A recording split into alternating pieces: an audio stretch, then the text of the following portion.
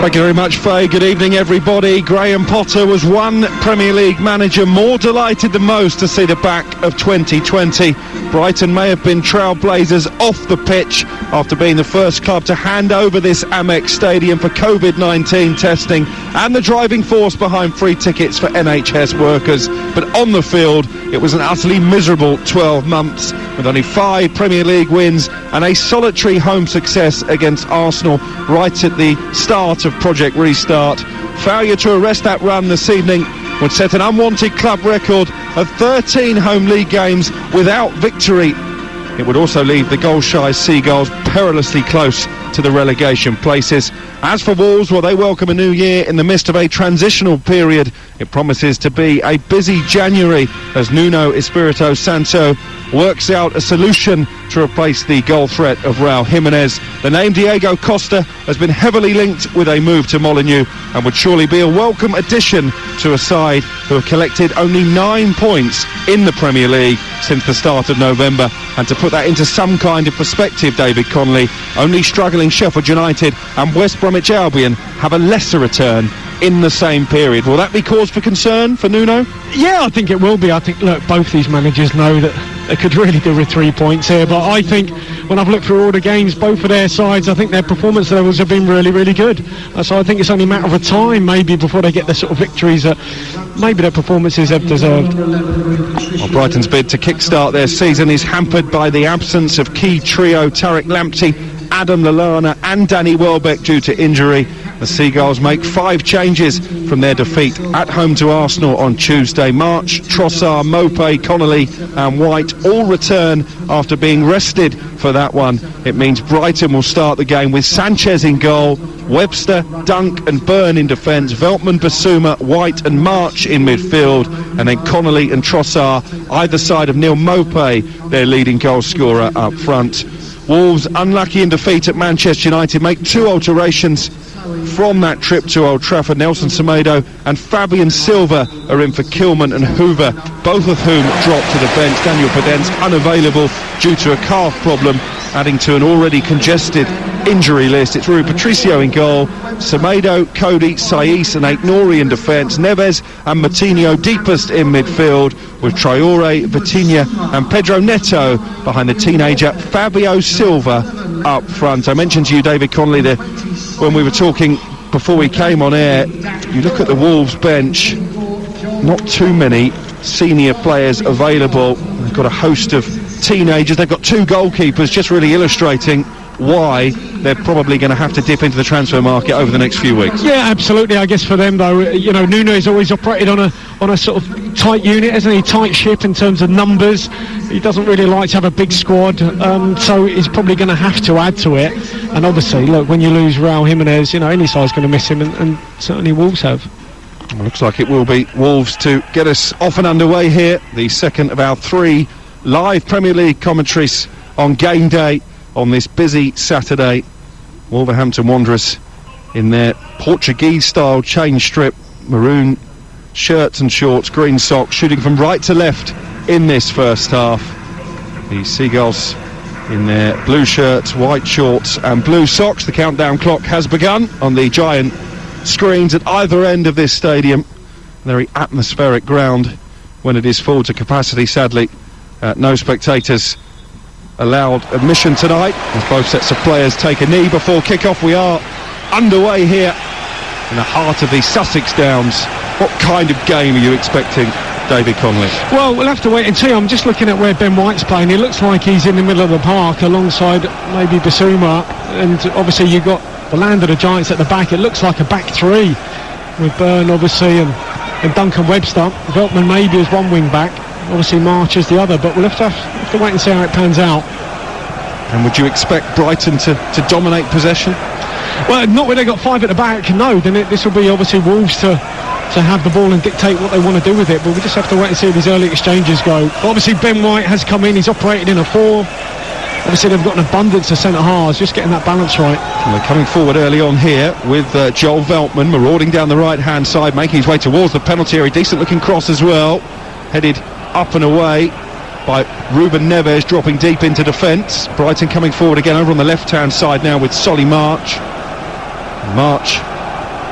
looking to get big Dan Burn motoring into the penalty area. Again, Wolves have dealt with that. Their captain Connor Cody was in really good spirits before the game, out sharing a pre-match laugh and a joke with the referee Chris Kavanagh. Such an integral part of this Wolves side. The former Liverpool youngster. It's Wolves in possession now on the halfway line with the experienced João Moutinho. Yeah, it looks like, I mean, they're playing basically, it looks like the same formation they played for an awful lot of their games, certainly against West Ham and Sheffield and Fulham. It's back three, then four in midfield and just two in behind. Connolly up top. And it's Wolves hogging the ball just at the moment inside the Brighton half away to our left. Andy Madley is the referee, a change in official. And it's Wolves putting Brighton on the back foot in these early exchanges. Maybe a chance for João Moutinho to shoot from the edge of the area, straight into the arms of Robert Sanchez, the 6'6" Spaniard, making his fifth start in a row. You've been quite impressed, David Connolly, since he came in for Matty Ryan. Absolutely, he's made some really good saves. Did well against Fulham a couple of times, saved with his legs, and he made a good one against Aubameyang. But that actual chance came from the ball playing down the right-hand side, and when Traore receives it, March goes out, but so does Dan Burn. They double up on him, so Traore really good, recognised it wasn't on, doubled up, check out, eventually comes to Moutinho, but it's a fairly comfortable save. But you can bet your bottom dollar that's what Dan Burn will be tasked to do, going out and making sure that Solly March isn't left 1v1 against Traore. Amazing run from Adam Webster, made his name along the south coast at Portsmouth, driving there into the Wolves half of the field away to our right, but Wolves have it back now with Ruben Neves. And we did see Dan Burn, although he's a left side centre half, we saw against West Ham, he will drive a bit like Sheffield United used to do, or they still do, but maybe less success. That outside centre half really bombing on. He's already been in Wolves' box, so that shows you, although they got three at the back, one of them will go forward, and normally it's Dan Burn. Sheffield United beaten earlier today at Crystal Palace. That was the 3 o'clock kick-off in the Premier League as Wolves come forward with Pedro Neto. It's a purposeful run into the area, shoots left-footed, always wide of goal, but only one thing on his mind, Pedro Neto, when he picked up the ball just inside the Brighton half, glided away from a couple of blue-shirted defenders and just kept going and going. David Connolly was like Roadrunner. Yeah, terrific. I mean, we saw this against Chelsea, lovely little nutmegs there, I think on Anne Webster, and then he skips past Veltman, and he's so quick. He's a great ball carrier, but he didn't quite twist his hips enough there. He's got to really twist his hips and wrap that around to the far post, missed at the near, but yeah, I mean, he's a terrific player, Neto. Long ball forward by Brighton, going direct here. Veltman on the right-hand side, the bargain £900,000 summer signing from Ajax. Played in the Europa League final for Ajax. Veltman. Well, that's what they've done, with him and Lallana, two title winners in their ranks, and what a boost that is coming into the squad. You don't get too much for less than £1 million these days, do you? No. Here's Mopé trying to put the Wolves defence under pressure. Saïssa had an excellent game against Manchester United before that late shot from Marcus Rashford took an unfortunate deflection off him, and wrong-footed Rui Patricio has just cleared the ball against Mopé and out for a goal kick which is taken short. And here now is Aït-Nouri, the teenage Frenchman, playing on the left side of a back four for Wolves. David, they've interchanged at times this season. Yeah. Historically we've seen Nuno like to deploy a back three. Why the change? Well, I mean, that happened when Connor Cody was out, then they changed to the four. I think it was against Southampton, and obviously it worked quite well to shut them out, get a draw anyway, and after that, even when Cody came back, they kept it with a four. Obviously it depends on who's fit, Bolly, etc., but Size dropping in there now, and I think that's a sign of the times, really, just having a plan B for Nuno. It's always going to be a transitional season, wasn't it, when you consider that they took the decision to sell a couple of their stalwart players in Doherty to Tottenham and Jota for big money to Liverpool. The loss of Raul Jimenez with that horror head injury certainly hasn't helped their cause, but just speaking to one or two of the local journalists beforehand, they were almost saying that the fact they've finished 7th in each of the last 2 seasons has raised expectations amongst supporters, and sometimes as a manager, expectation can be your own worst enemy, because actually they're sat relatively comfortable in the Premier League. They're not in danger of relegation, but clearly emulating their feats from the past couple of seasons is going to be a difficult task given the players that have moved on. Yeah, absolutely. I mean, the ball just ran under Solly March's foot there, but even as Solly March received it and it ran under his foot, Dan Burn was on the underlap, just waiting to run in behind. But look, any side is going to miss those sorts of players, creative talents that they were for them. The views of the former Republic of Ireland striker David Connolly here on Game Day on Talk Sport. Already you've heard live and exclusive national radio commentary of a comfortable 3-0 win for Tottenham at home to Leeds. Coming up later, we've got Arsenal's trip to West Brom. That's an 8 o'clock kickoff here on Talk Sport. Stay with us on this busy Saturday to herald a new year. As Conor Coady swipes it out to the right-hand side for Wolves, looking for the run of the fleet-footed Traoré. And Traoré content to let the ball bounce off Dan Burn and behind for the first corner of the evening. Well, Dan Burn's not happy. He's adamant that might have taken a little nick eventually off Traoré, but we've seen that pass from Conor Coady for seasons now. That central centre-half, that big diagonal switch of play out to the right-hand side. It's got a wonderful range of passing, but Dan Burn is adamant that was not a corner, but it's gone Wolves' way. And Graham Potter may have something to say about that. Should Wolverhampton Wanderers profit by way of a goal here, the corner will be taken from the right-hand side with the left foot of Pedro Neto. Roman Saiz looking to attack it, well defended by Brighton, but Wolves still on the attack here with Semedo over on the far touchline. Semedo with the ball steered into the penalty area. Saiz was up again, and that was an important header behind by Adam Webster. It's another corner, and the pressure just beginning to mount. Brighton again appealing the last touches off a Wolves player. Yeah, I'm with Adam Webster on this one. It's a brilliant ball in from Semedo, and Saiz just gets across in there a bit like he did for the goal against West Ham, and that seemed to come off Webster's head and then come back onto Saiz and go out for a goal kick. But anyway, again, it's gone Wolves' way. Second corner in quick succession, 8 minutes gone. Brighton 0, Wolves 0 here at the Amex Stadium. It's a short corner routine this time. In the end, the cross from Neto is blocked by March. It's going to be another corner, and again Brighton believe the decision has gone against them. Well, it's not the best short corner there. 2 on the ball. Obviously they've got the option of an in-swinger, so they went with Neto for the in-swinger, then they reversed it, a little short one. Now we're going with the out-swinger just to keep Brighton guessing.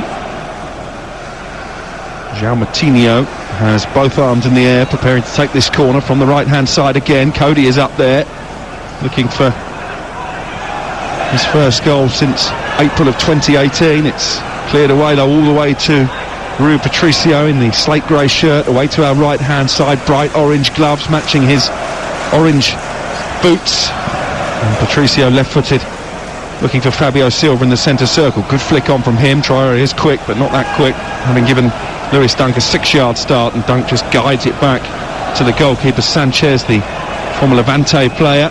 Well, he done well there, Silva, but to be honest, if they keep going long, you think, how are they going to pick up that first ball, because they don't have Jimenez up there to win the flick, and if they are going long, it's got to be surely towards Traoré. He'd have the best chance of winning something in the air. Ben White there seeking out the run of Connolly on this right-hand side, cleared out of play by the Moroccan Saiz, and it will be a Brighton throw all the way back to Webster. And Lewis Dunk, the Brighton captain, plays it forward to Webster. Dan Burn urged to move into the Wolves half of the field away to our right. Here is the sought-after Yves Bissouma. Well, just looking at Mopai there, I mean, he's got to run round the outside of Conor Coady down the right-hand side. He didn't make any sort of movement there, so in the end, Dan Burn had to check out. Got to start running in behind. Neat little flick from Trossard, finds Veltman hugging this right touchline. Webster well forward again, only Lewis Dunk, in fact, in terms of a blue shirt, back inside the Brighton half. Good spell this from Graham Potter's side, who have played some really good football over the course of the season, but haven't been able to translate that into victories, and that will be a big concern, especially when you look how close they are now to the relegation places, just one spot above the dreaded dotted line. Roman Saiz clears it away, but right underneath that, and it's one back by Veltman again on this near right-hand side. Here's Webster, and Webster trying to play it forward to Trossard, who's got in behind Aït-Nouri, cuts back the cross, lacked any real purchase, and comfortably cleared in the end by Wolves. And here's Fabio Silva, who's been scythed down by Veltman. Free kick. Maybe Brighton will feel they should have made more of that opportunity. Yeah, I mean, I think he's still got the Trossard on his right foot, but a brilliant little ball into the channel from Adam Webster. Lovely little pick out. And that's the sort of movement I was speaking about in terms of Trossard and Maupay. They've got to work the outside centre halves and get into those spaces. Just moments before that, Maupay should have done that down the outside of Cody, and he didn't, and Dan Burn had to chip back in, but that time Webster picked out the runner Trossard. That's the intelligence, because he's not operating as a central striker here, is he, Maupay? I mean, Connolly's doing that, so it's different sorts of movements, being aware of where the space is, and he hasn't really made them yet, Maupay. There is talk they might recall the South African Percy Tau, a striker who's been out on loan for the first half of the season. He's been out on loan since he joined a couple of years ago to try and provide a goal threat. They've been really good, Brighton, up until the final third, but just haven't been able to score the number of goals that maybe their enterprising play has deserved. Here's Webster over halfway, brushing away from Fabio Silva and then skipping clear of Neves as well, playing it out to the right corner of the area. Trossard with a little step over to get in behind Aït-Nouri once again. He slipped, Trossard, but he still keeps the ball, crosses left foot, and it's guided in by Connolly. And Brighton do have an early goal. Aaron Connolly right in front of the goalkeeper. It was a pinpoint cross from Leandro Trossard, and Aaron Connolly, Johnny on the spot to give Brighton the early lead. Well, I said they were pleased to see the back of 2020. It's a perfect start to 2021. Connolly with a rare home goal to make it Brighton 1, Wolves 0. Well, he just stole in here, Connolly, just to get a little front foot. Might have come off his studs in front of the goalkeeper. This move actually was made by Adam Webster. Absolutely brilliant play as a centre-half, driving into the Wolves half, picking out Trossard, little twist and turn. You could tell he was always trying to get it on his left peg. Lovely little in-swinging delivery, and there's Connolly, Fox in the box, just to take it off the hands of Patricio, just coming to gather it. It's all it needed, just a little faint touch. But again, started at the back. I mean, that's Potter's philosophy, I guess, in a nutshell, right? Where you've got, you know, Dan Burn, one centre-half, building play, going into the Wolves half. You've got Webster on the other side. And when it comes off, it's great to see. Aaron Connolly's first goal at the Amex since scoring twice here in a memorable win against Tottenham last season. Just the start that Graham Potter would have been hoping for. And it's not the type of goal, in terms of the finish anyway, a poacher's finish from inside the 6-yard box they've scored anywhere near enough this season. Good play from Trossard. I do wonder if Nuno will be frustrated that he was allowed to slip over and still get back to his feet and get the cross into the box. David Connolly, could Aït-Nouri have closed him down quicker at that moment? Possibly, but what you would say is, you know, just moments before that you mentioned about the cross, because it was on his right foot, and one thing you know is he'll always be looking at Trossard get it onto his left, and you know, he looked like he'd actually obviously deceived Aït-Nouri a little bit too easily that he was going to cross it with his right. Anyone who knows Trossard well will know in that sort of area he will be looking to get back on his left. Well, we see a different side to Brighton now, having got that confidence boosting early goal. Here's Trossard poking it forward towards Maupay. Aït-Nouri clears it away and plays it neatly forward to Ruben Neves, who plays a raking forward ball to Pedro Neto, and Webster slides in and finds the 6th row of the main stand where we're situated here at the Amex Stadium. It will be a Wolves throw. It was good defending from Webster. Yeah, really good. I mean, now the high line, they were just caught here, Brighton, and maybe with this first header from Neto, if it had been a little bit further in front, maybe it would have got away from Webster. As it was, it didn't take him far enough away, and those big long legs of his, as I know, received a couple of challenges from him in training a few times. Did you always see him as a future Premier League player back in the day at Portsmouth? Well, I don't know, it's always hard to tell, it really is, but Aït-Nouri with a cross, cleared away by Dunk inside the 6-yard box. The captain taking responsibility there as the ball was fizzed in low and hard towards goal. Yeah, good ball across the near here from Aït-Nouri, but going back to Webster, he was always just a great lad, you know, and he just seemed to take everything in his stride. Very comfortable on the ball, really good in the air, and, you know, he just made that sort of step up seamlessly, really. Great to see.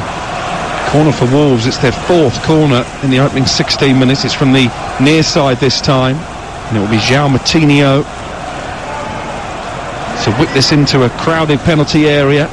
Sanchez, the goalkeeper, jostling for position. It's headed away by Webster from inside that 6-yard box and hooked back towards the Brighton 18-yard area by João Moutinho.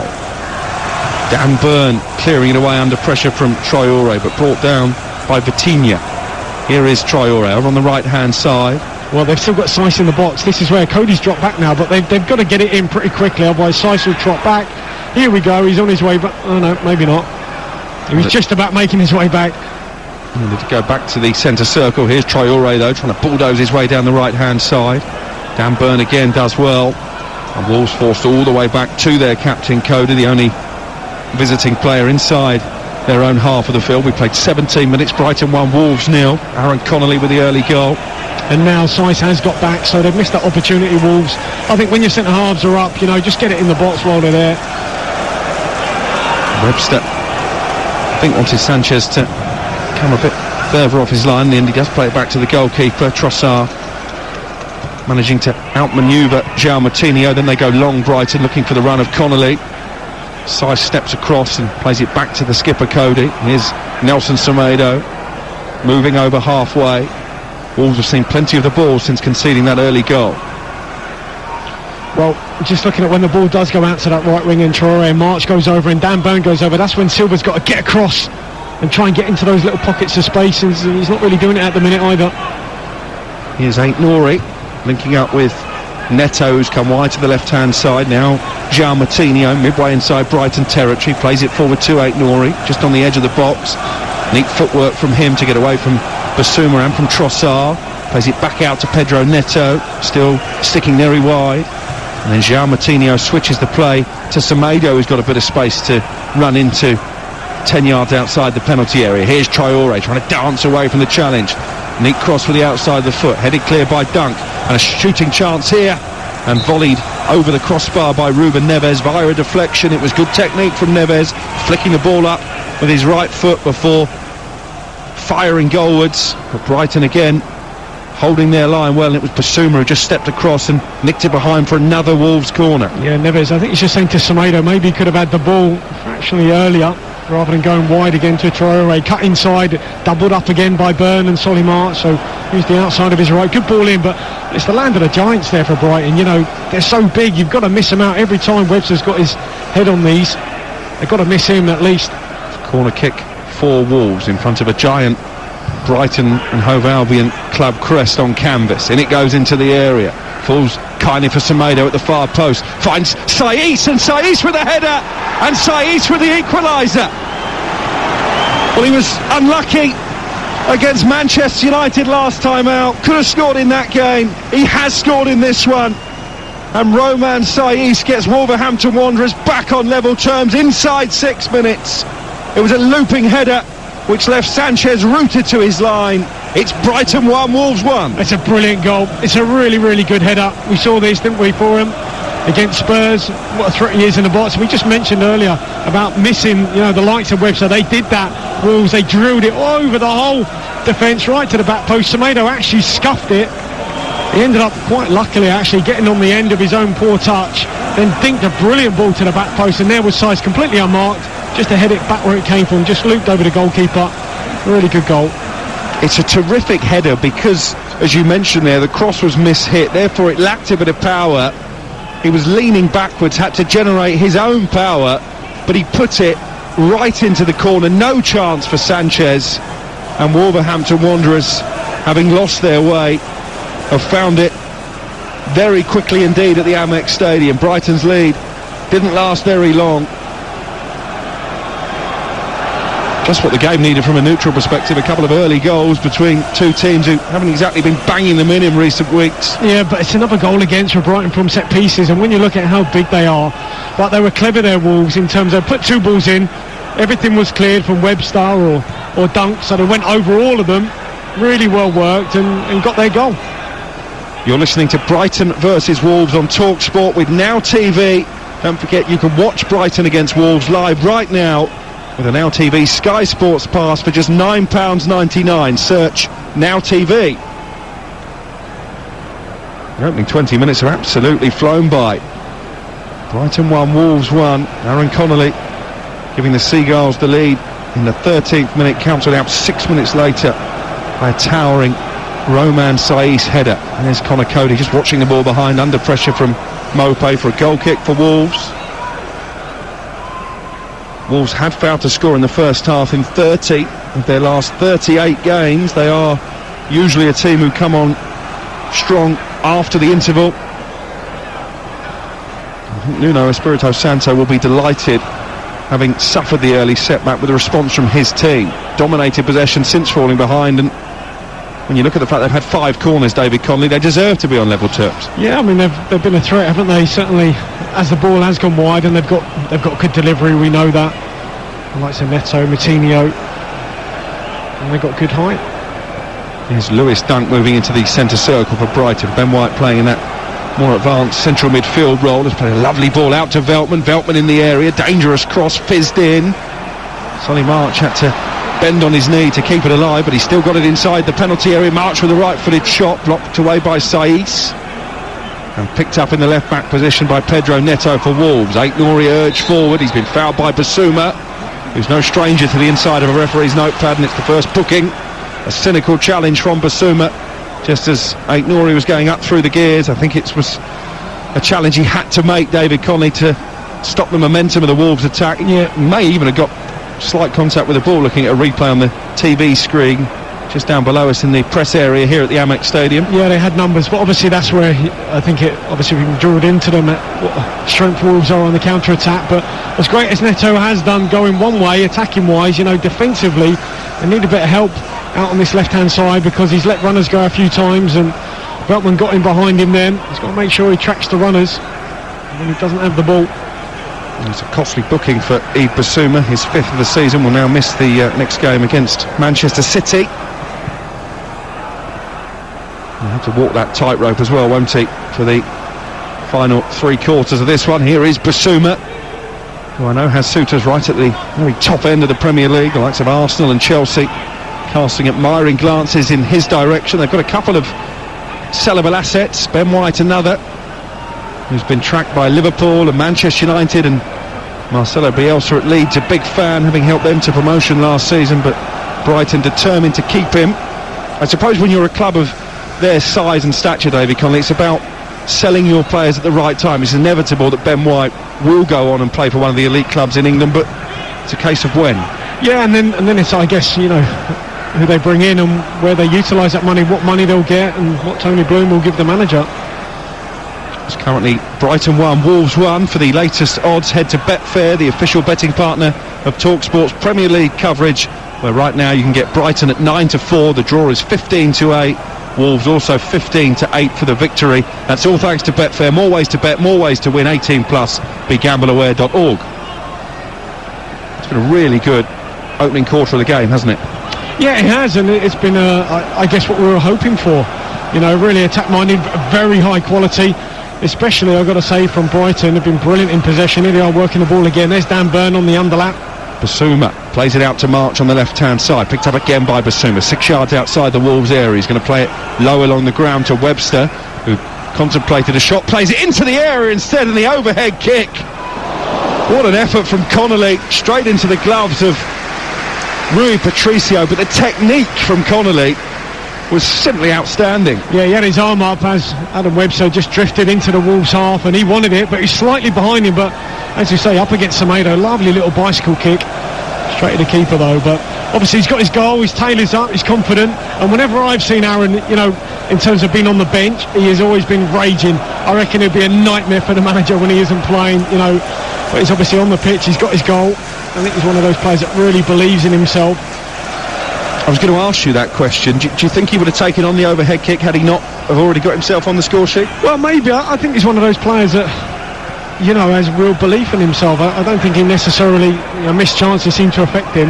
You look at, say, I did a piece on Bamford, and in the Championship, when he missed chances, he missed another one, then another one, and another one. And I don't know if Connolly's really like that. He seems to just have real belief, which is great.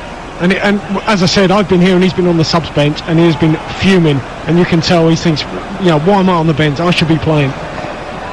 There's the advantage of the current situation with no supporters currently allowed entry. We're right behind the home bench here. You can see Adam Lallana actually fitted up for a place on that Brighton bench, sat no more than 20 yards in front of us. Graham Potter, as he is throughout matches, out on the edge of his technical area, but you can hear exactly what's being said, and the instructions that are being shouted. Well, they're so deep, Wolves, that, that's why they're inviting this sort of pressure with the, the outside centre halves, where it's Byrne or Webster just driving into their half, because, they're so deep. All 11 players, within 30, 40 yards of each other. Very compact, but also very, very deep. And so that means on the turnover, they've got a long way to travel to do some damage to Brighton. Got to say, I'm a big fan of Graham Potter's coat that he's wearing tonight. A grey trench coat with a black snood wrapped around his neck. It is a chilly evening in Sussex, as Brighton look to build another attack here. Low cross into the area from Trossard, just pings off Mopé, who was facing the wrong way, and it goes behind for a goal kick. But the move got a round of applause from their manager. Yeah, nice little ball in behind here from Veltman in the end. This is where they're getting the two runners in behind the front two, and there's Trossard. Little cut-back ball, actually. Mopé didn't expect it, but just came off him. Heavy touch. Good move again, though, from Brighton. Here's Pedro Neto down the left-hand side. Wolves content to soak up pressure and try and hit Brighton on the counter-attack, with Ruben Neves right in the centre of the Seagulls, half away to our left. Neto coming infield this time, and he's skipped away from Trossard and from Basuma. Plays it out to Traoré, staying very wide. Adama Traoré throughout the course of these opening 28 minutes. And then a foul by Basuma on Nelson Semedo. He's going to have to be careful, David Colling, having already been booked. Yeah, a little bit clumsy there from Basuma. And obviously with the prowess that they have on set pieces, whether it's Neto or Moutinho, you shouldn't be giving fouls away this close to goals. So it's only about 10 yards outside the box. A free kick in a very promising position. And we've already seen Brighton susceptible to conceding from these set pieces. Well, Saiz with a header from the cross into the area from Semedo. They're much bigger, aren't they, at the back post, Brighton? They go in high order, so the biggest is at the back, so if they can get across the near here, Wolves, they'll have a chance. João Moutinho with the staggered run-up. He's played it to Neves on the edge of the area. He's got space to shoot here. Neves tries to curl it towards the corner, just wide. It was a really clever free-kick routine from Wolves, and it caught Brighton completely cold. Yeah, nice little reverse ball across the box. Actually, the referee's in the way. I'm surprised Neves didn't tell the referee just before that, just clear out the way. I guess it might have shown his hand to the Brighton defence, maybe, had he have done that. Here's Basuma picking up from the goal kick by Robert Sanchez. Could be in the hunt for a new goalkeeper in January. I'm hearing whispers about Sergio Romero, the Manchester United goalkeeper, who's been told he can leave Old Trafford. United weren't willing to sell him to a direct rival in the last transfer window, but might not have any objection to him coming to the Amex Stadium. That may depend if Brighton can move on Matty Ryan, who's been told he's free to find a new club. Their previous number one, the Australian. Ben White clips it forward in the direction of Veltman, but the pass was far too heavy and behind for a goal kick for Wolves. It remains 1-1. Well, I didn't think that was actually a bad ball. We've seen that ball round the corner. I mean, Jorginho loves to play it for Chelsea. There's nothing wrong with that. First time, just hooking it round. That's where Veltman's got to be on his toes, and wasn't that far in front of him. Maybe he didn't quite trust his pace to get on the end of it. Who will be the happier out of Graham Potter and Nuno Espirito Santo as we reach the half-hour mark? Certainly Graham Potter will. And they played really, really well, Brighton. 1-1 the score here on Game Day on Talk Sport. Still to come at 8 o'clock. West Brom against Arsenal. Big Sam trying to produce another managerial masterclass against one of the established Big Six in the Premier League, if you can still count Arsenal as one of those. And we'll have live and exclusive commentary from the Hawthorns already today. Tottenham 3-0 winners against Leeds, you heard that. Live and exclusive here on Game Day. And the other Premier League game, finishing a win for Crystal Palace at home to Sheffield United. Sheffield United still with just 2 points their name. Well, this will be something Wolves fans will, obviously be used to now in terms of not having a lot of the ball. And it was fine. Look, they beat Leeds with only about 30% of it. So, they'll be used to this. But it's a passive way of playing, which, does put pressure on you. When you do turn the ball over, you've got to be really efficient with the counter-attacks. You've got to make sure you get something.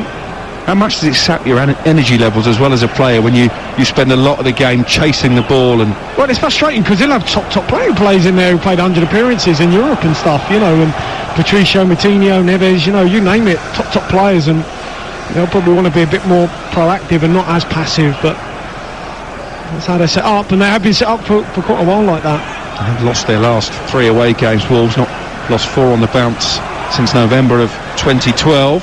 They were behind early here. A goal from Aaron Connolly, poking home from inside the 6-yard box with only 13 minutes played, but Roman Saiz with a header 6 minutes later to put the men from Molineux back on level terms. Here is Connolly trying to link up with Mopé. Haven't got him on the ball anywhere near enough, David Connolly, so far in these opening 32 minutes, Brighton. Who? Which one? Mopé. No, I mean, look, he's found it difficult in this sort of role. I'm sure he'd rather be the lone one where Connolly is, but instead he's sort of part of the two just in behind, and sometimes hard to know the runs, where the pockets are, the little spaces.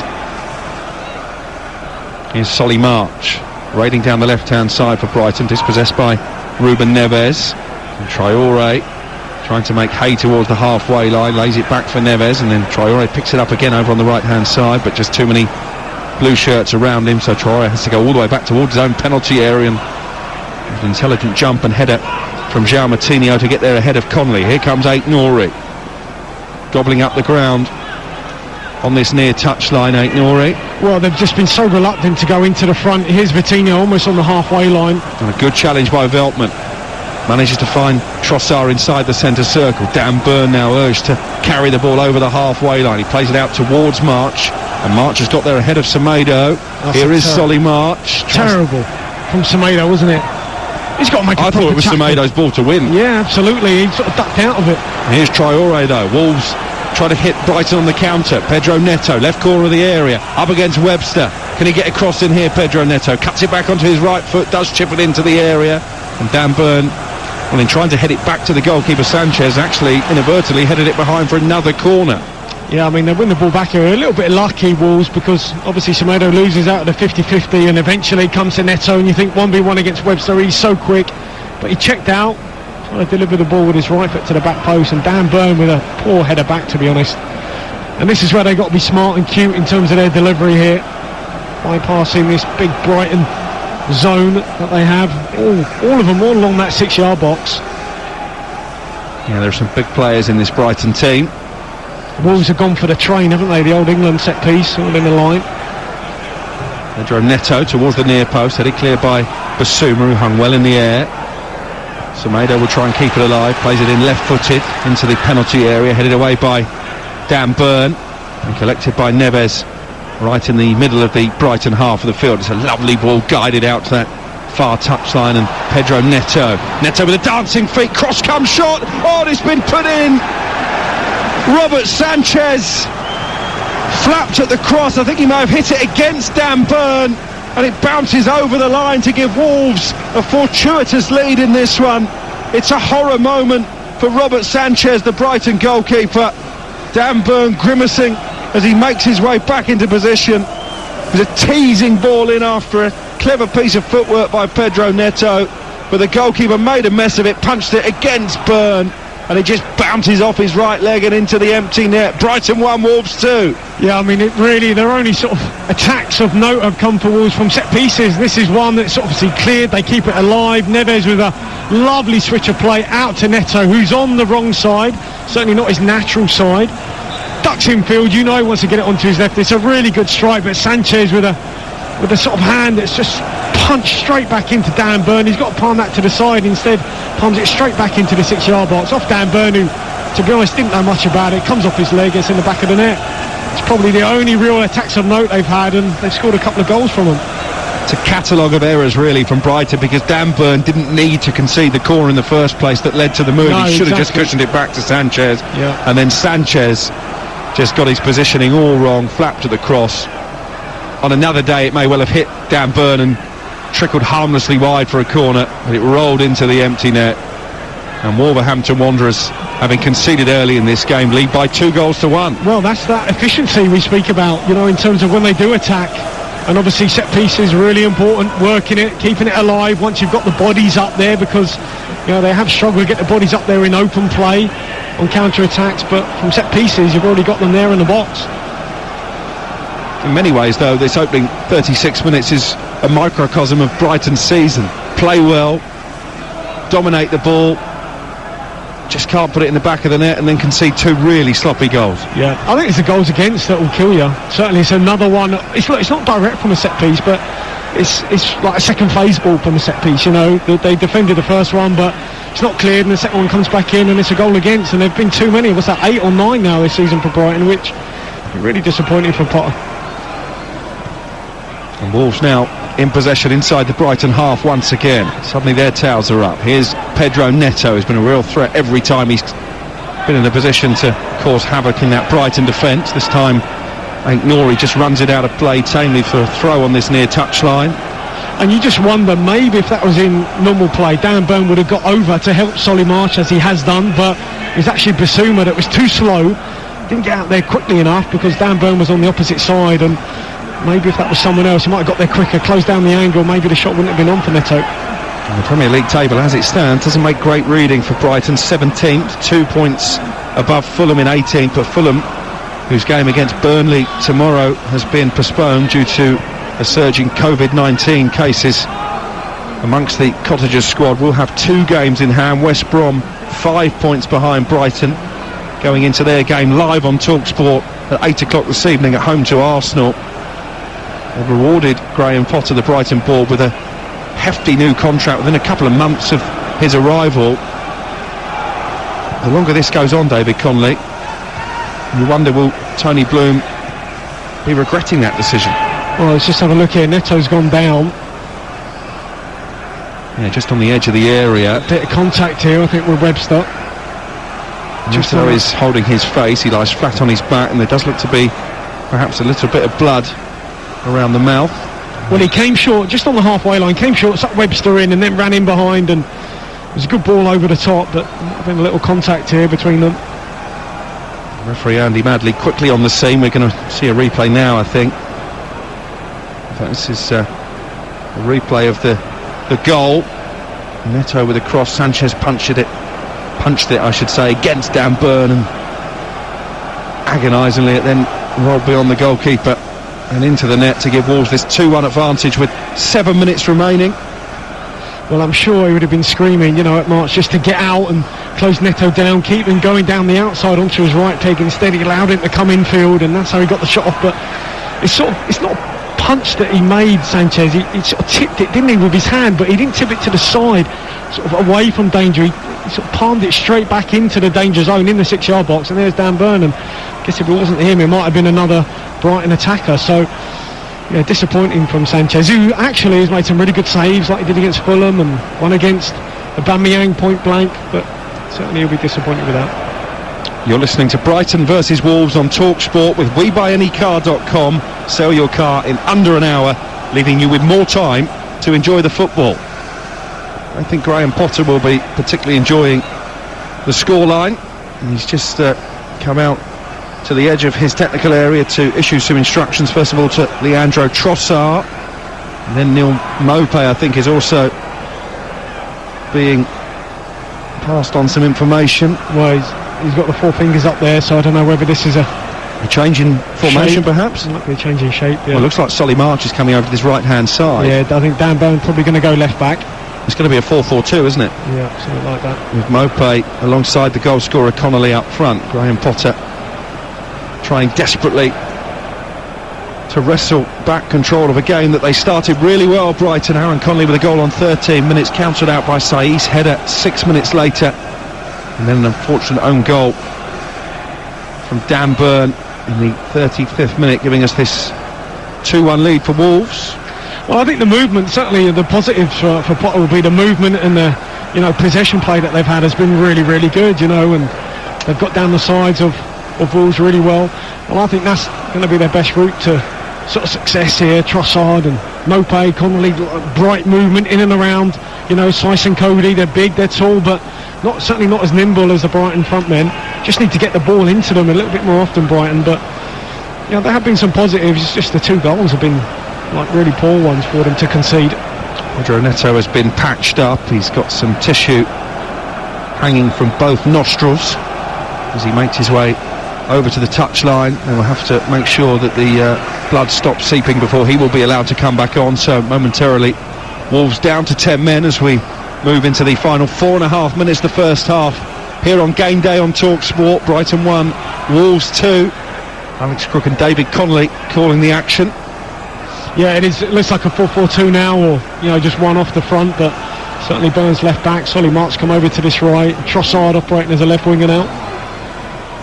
And Pedro Neto is back on, looking just a touch groggy, as Brighton have the ball with their captain Dunk just inside the Wolves half of the field. Here is Basuma, who will play it out to the right hand side, and Veltman. Solly March on this near side now, and he's trying to play a 1-2 with Ben White. White couldn't quite find March with a return pass, and then Basuma has gone in late again. It's going to be a free kick for a foul on Fabio Silva, and I think we're reaching the stage now, David Connolly, where one more indiscretion and Basuma could well be making that walk back to the dressing room. You can't take any chance. If I was going for, I've been in this situation before. I don't know, would you take him off at half time? I mean, he just turned away Potter and puffed his cheeks out as if to say, we got away with that one, but you do run the risk. Obviously, you might say, for example, he got another booking in the second half. You think, why didn't I do something? I had 3 warnings and we got away with it. So you'd have to probably think about that at half time. Reminiscent of that incident in the Champions League earlier in the season for Manchester United against Paris Saint-Germain, when Fred was very lucky actually to escape a straight red card in the first half, picked up a booking, made foul after foul, was sent back out by Ole Gunnar Solskjaer, and inevitably the red card followed. But do you know what would happen at half time? Ole would have said, can I trust you, Fred, or have I got to take you off? No, you can trust me. And I imagine that's what Potter says, or if he knows his players, he goes, you know what, I'll make the decision, you're off. Or come on, you've got to be sensible, you've really got to be sensible. I don't want to take you off, but for the good of the team, you can't afford to go down at 10. It's back with Sanchez inside the 6-yard box, who will still be running that second Wolves goal over and over in his mind, but needs to focus here, Robert Sanchez, and help his team get back in the game as Basuma collects 10 yards outside his own penalty area. Here now down the right hand side is Veltman, looking to go long for Connolly, headed clear by Saiss. Very versatile player, Roman Saiss, but actually turned into a very good defender. Yeah, well, I was just looking at a couple of things. That little headed clearance was great because he knew that Conor Cody was free. And just prior to that, little give and go out here from Solly March, and actually he covered across really well. Saiss read the through ball, cut the danger. Really good defending. Here's Traore hitting the byline, goes down in the penalty area, and it's a penalty for Wolves. Traore with the skillful run, and Dan Burn, who's had a torrid first half here at the Amex, went diving in. The referee immediately pointed to the penalty spot, and Brighton's evening is going from bad to worse. Traore with a great run. He caught him, Dan Burn. He didn't need to dive in. It's a definite penalty for me, David. Yeah, absolutely. And this is where they've got it a bit of a mismatch, because now they've got Dan Burn left back. He's going to come up naturally against Traore. And, that is the mismatch. Whereas earlier you had Solly March going out to engage and Dan Burn in behind. This time he's obviously up against Burn, skips past him, and it was a definite penalty. No need to go to ground.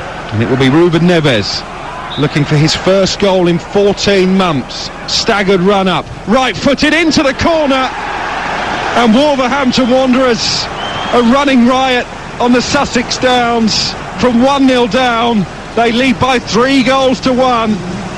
Dan Burn with the own goal for the second, conceding the penalty for the third, and tucked away with some aplomb by Ruben Neves. Brighton 1, Wolves 3. Yeah, terrific pen. Sends the keeper the wrong way. Nice power on it, but he went with a side foot replacement, and Dan Burn just turns away. I guess, look, when we saw Potter and his staff discussing what to do, when we had that little pause in play when Neto went down and he changed it to a back four, naturally, you're going to have that mismatch. You're going to have Burn up against Traore, and you just can't do that. As great as Dan Burn is, I think he's much better as a centre half, or certainly with a bit of cover around him. And you're always vulnerable 1v1. Well, Ruben Neves certainly hitting the bullseye with that penalty. And a reminder, the PDC World Darts Championship semi-finals are live right now over on TalkSport 2. You can hear the final tomorrow on TalkSport from 7 p.m. Ian Danta, Paul Nicholson and Chris Mason, your commentary team for that. We've also got EFL Cup football in the week, the semi-finals of that competition, as we move into 4 added minutes on Tuesday night. It's Tottenham against Brentford, and then on Wednesday the Manchester derby as City travel to Old Trafford to take on an in-form Manchester United. Wolves certainly on song here at the Amex, and you have to say, David Connolly, they've shown tremendous character, having conceded that early goal. They've not been in a great run of form themselves, to come back and score 3 times. Yeah, absolutely. Nuno will be absolutely delighted. Yeah. But a miserable opening half once again for Brighton. Here is Mopé. And against this Wolves side, it looks a long way back, 3-1 down. Yeah, it does. I guess they've been really efficient, certainly when they've had their opportunities, which have been, few and far between. But, that's how they've played for an awful lot of the season. As I said earlier, they've gotten wins, obviously beat Leeds that way. They have the players to hurt you, certainly in Neto and Traore they do. And you wonder how Graham Potter can try and change it at half-time. He's already changed formation, starting with a back 3. Went to a 4-4-2.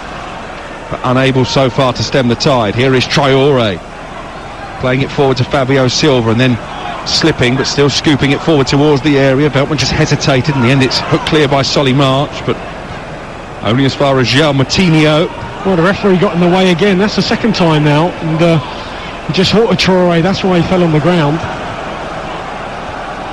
Headed clearance this time by Veltman. João Moutinho, neat ball out to this left-hand side, half volley into the feet of Aït-Nouri, the teenager.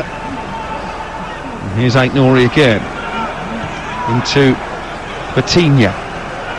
You can see the confidence now oozing through this Wolverhampton Wanderers team. Well, the problem with, I guess, the shape the Potter started with and the players in it is that, I know Dan Burn has played left back a few times, but I don't think you can change to a flat back 4 and put him up against Traore.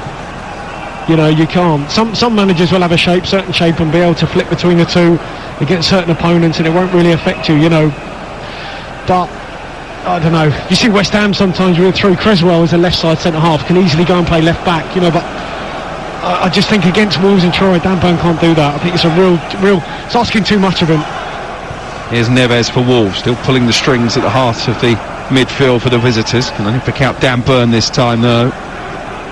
So a very difficult evening so far. He's running forward to get involved in this attack. Across from the left-hand side from Trossard, aimed at Connolly, but watched behind by Saiss, whose positioning was on point once again. And we move now into the last of 4 added minutes at the end of the first half. Brighton 1, Wolves 3. Well, Romain Saiss just dropped into the 6-yard box to get off the keeper, and Conor Cody went, no, get up. Not going to play out here, but in fact they have gone out to Semedo. Now Traore was just beginning to have more of an influence on the game. It was a great run from him. I still don't think Dan Burn needed to dive in right on the byline. Aït-Nouri runs into Solly March. He's won a foul, and this will probably be the last meaningful action of the first half. Well, Aït-Nouri, I think he's had a really good half, hasn't he? Whenever he's got it, he's looked so sharp. Great feet, the youngster. And obviously they've got a nice mix, haven't they, Wolves, in terms of youth and experience. Well, Connolly's gone down here. So he's gone down off the ball. And this is another big cause for concern for Brighton. Nothing is going Graham Potter's way so far tonight. Connolly just having his right leg stretched out by the physio. It's never a good sign, David, when a player goes down nowhere near the ball. Yeah, maybe something's gone. It might be a little muscle. Well, he's coming straight off. Aaron Connolly, they might well see if he can patch it up at half-time, but he's shaking his head as he makes his way back to the dressing room. I think Brighton are going to have to make a change for the start of the second half, and their goal scorer Aaron Connolly departs the scene. Well, that was odd. I mean, surely you'd stay on and you go, well, you'd have to come to the side, obviously, because you've had treatment, but you talk to the staff, can you go on and just stand there and be a mannequin, if anything? It didn't seem to be a conversation between player and manager. No, Connolly took the decision himself. Yeah, and as I said, I've seen him here as a sub, be fuming when he's not playing. As I said, I think it'd be a hard one to manage if he's not playing, and obviously storming down the tunnel was, yeah. Well, Graham Potter will be fuming with the way that Brighton have thrown it away in this first half. The half-time whistle has sounded. The Seagulls off to a flying start. Aaron Connolly, who we were talking about there, with a goal on 13 minutes, poking in from close range after a good cross from Trossard from the left-hand side. Saiss with a header, levelling it up 6 minutes later. And then it all went badly wrong for Brighton. Dan Burn with the own goal after Sanchez parried across from Neto against his body 10 minutes before half-time. That made it 2-1 to Wolves, and Ruben Neves with a penalty after Burn had sent Traore tumbling to the floor. Half-time at the Amex. It's a familiar sinking feeling for Brighton on their own stomping ground. It's Brighton 1, Wolverhampton Wanderers 3.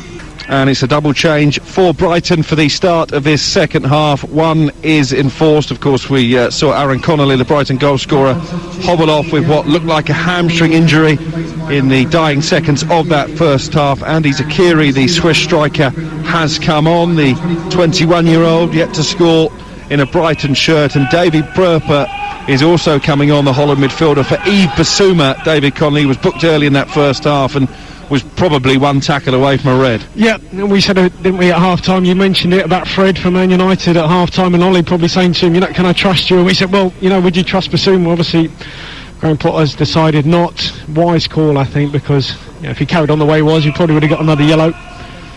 Wolves leading by 3-1. The first time they've scored 3 goals in a match in 24 games in all competitions since a 3-0 home win against Everton back in July. It's also the first time they've scored 3 in the first half since November 2019, but they've conceded a penalty in the opening 20 seconds of the restart. Oh goodness me, João Moutinho, the offender. An incredible start to the second half for Brighton. Well, it's a long ball up. Zakiri just flicks it on the inside, and there's players all around. Neves, Moutinho, he gets into the box, Mopé, and just seems to go over the sort of trailing leg of Moutinho, puts his arms up as if to say, no, there was no contact, but there was. Referee immediately pointed to the spot, and wow, what a start this is. Neal Mopé, already missed one penalty this season, steps up against Rui Patricio, and he lashes that one down the centre of the goal. And Brighton, within 55 seconds of the restart, are back in this game. Brighton 2, Wolves 3. Well, really good penalty here. He took his time, sized it up and went down the middle, but he just put it high enough so that the trailing leg of Patricio wouldn't maybe catch it as it was going in. He tried to with that trailing leg, Patricio, but had enough height with the side foot. Nice penalty.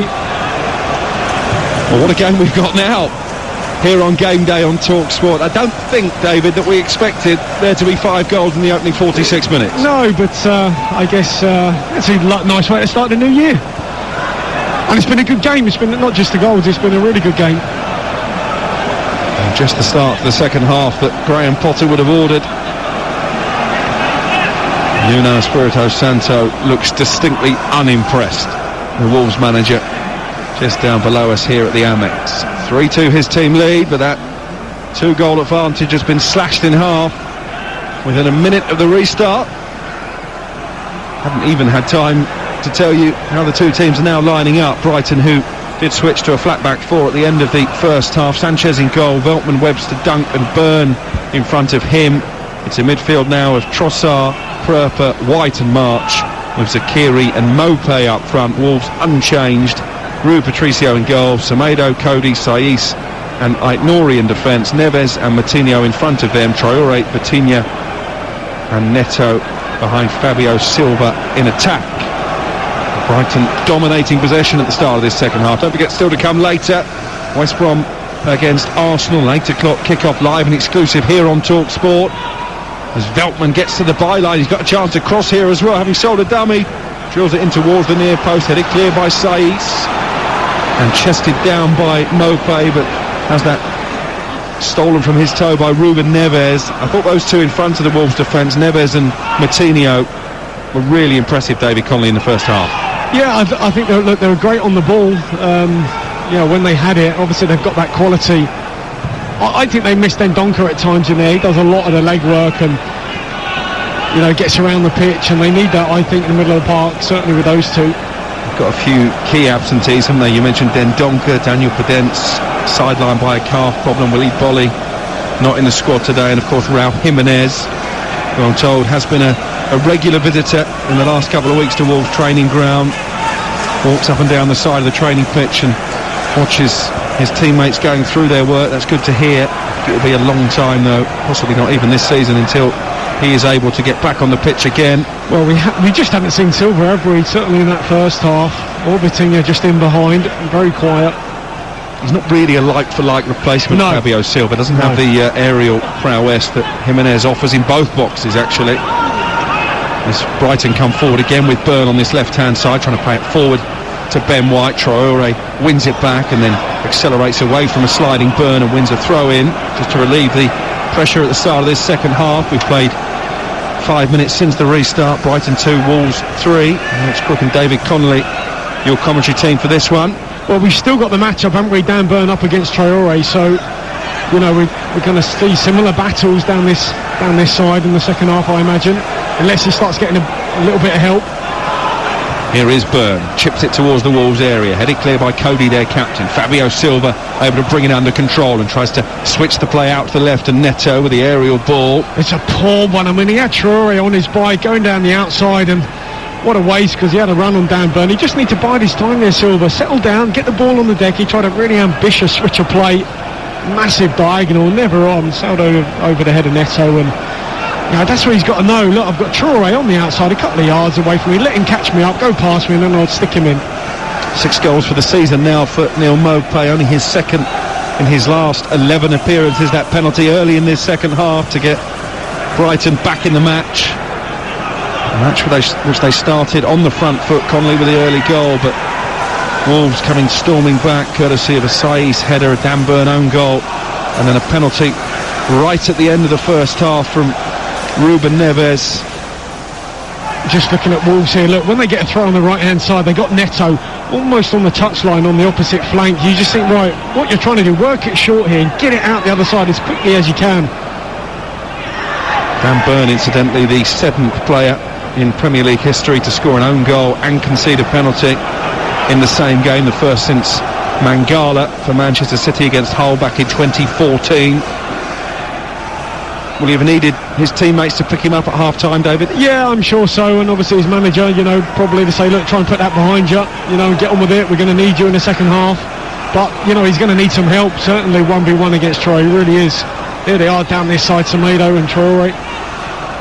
Traore away from Burn, comes infield and then checks back on his right foot. Ben White didn't fancy making a tackle, he's still got the ball. Traore, it's a powerful drive from him into the area, crosses, Fabian Silva, can he get it out from under his feet? Does so. It's a good challenge in the end, and then Wolves appealing for a penalty. Semedo goes down under the slide tackle from Lewis Dunk. The referee this time waves away the appeals, and Brighton will look to come forward on the counter. There's a poor pass from Trossard, though, headed away by Aït-Nouri, but Solly March might be able to keep it alive. He's played it into Zakiri in the area, right-footed shot, well blocked by Connor Cody, chucking his body in the way, and then a foul by Aït-Nouri on March. There's a free kick for Brighton right on the corner of the area. Well, there's a few appeals here for this sort of challenge on Semedo, I think it was, in the box. First is a really good block, might have been Webster on Silva. Good challenge from Webster initially. Yeah, and then it's Dan Burn on Semedo, but I think he might have got a piece of the ball. This might give us a better angle, watching the monitor down below us here in the press area at the Amex Stadium. In fact, the replay cut off before we saw the crucial moment, but clearly VAR will have taken a look at that and decided there was no case to answer. I assume that Peter Banks is still the man watching on VAR. We did have a change of referee very late in the day.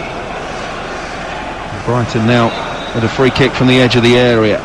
Solly March is one of the players over the ball. It's crossed in towards the near post, headed away by Fabio Silva, brought down by White, dinks it forward, and Dan Burn, with his back to goal, almost headed it away for Wolves. It's a strange one. Yeah, I mean, I don't know what he's trying to pick out there, but he's trying to glance it. He just got too much on it and actually headed it, as you say, back out of the danger zone. A little deft flick there would have been much better.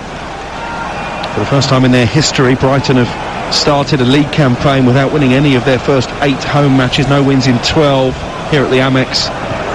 Dating back to last season, they've never gone 13 without tasting victory at their own ground, either here at the Priestfield, or sorry, the Withdean I should say, or at the Goldstone ground, their former home.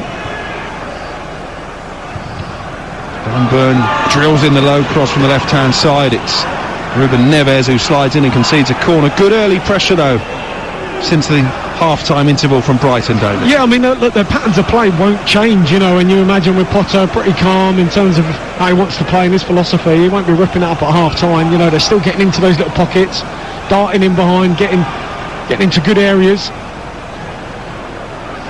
It's a corner from the left-hand side. 2 Brighton players over the ball in the form of Solly March and Leandro Trossard. March, as the player puts his arm in the air, and he takes it left-footed to around about the penalty spot area, but hoisted away by Vitinha. Well, one back by Veltman high up the field, and he's found March still down by that left corner flag. Crosses towards the near post, goes all the way across the area. Dan Burn from 6 yards out.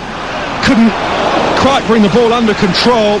Well, what a game that would have completed for Dan Burn had he been able to smuggle in the equaliser. 0-0 there nearly, but a brilliant ball across here from Solly March. First of all, really good play from Veltman just to work the opening out wide of March, and the ball just fizzed across the box.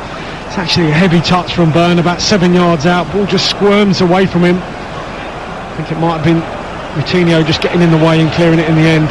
He's never scored a goal for Brighton, Dan Byrne. This is his 50th appearance for the club, the former Wigan man. Not one at the moment that he will remember too fondly, having scored an own goal and conceded a penalty in that first half, but so nearly there, in the right place at the right time to fashion an equaliser. Wolves certainly not having it all their own way early in this second half. Nuno Espirito Santo in the tracksuit bottoms, orange trainers, is stood almost on the pitch actually. He's well outside the technical area,